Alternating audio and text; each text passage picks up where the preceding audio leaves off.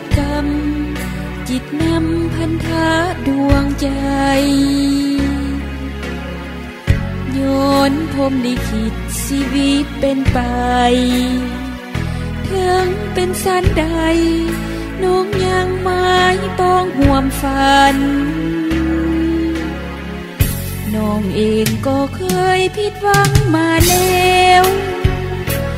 แต่บอกแค่อยากเดินห่วมทางอ้ายนั้น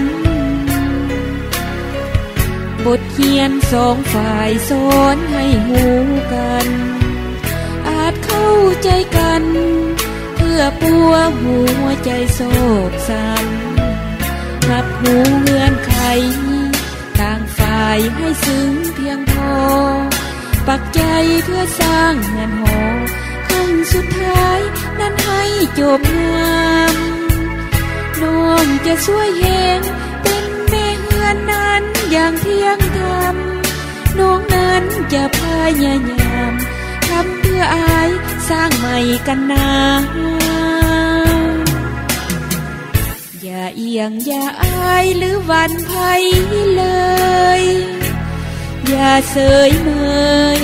เวลานั้นมีคอยท่าอายุสองเฮามีให้เดียงสาอย่าเสียเวลาเปิดหัวใจอายอีกครั้ง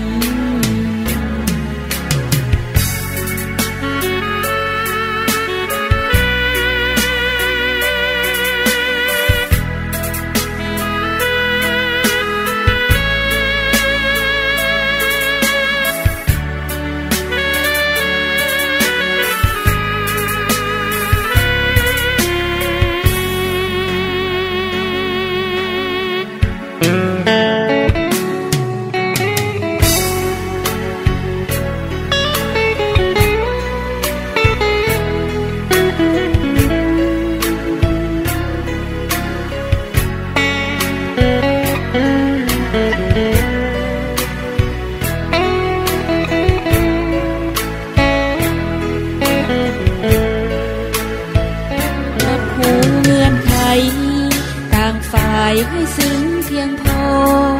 พักใจเพื่อสร้างเงินหอขั้นสุดท้ายนั้นให้จบงามน้องจะช่วยแหงเป็นแม่เฮือนนั้นอย่างเที่ยงธรรมน้องนั้นจะพยายามทำเพื่ออายสร้างใหม่กันนาอย่าเอียงอย่าอายหรือหวั่นไผ่เลยอย่าเสยเม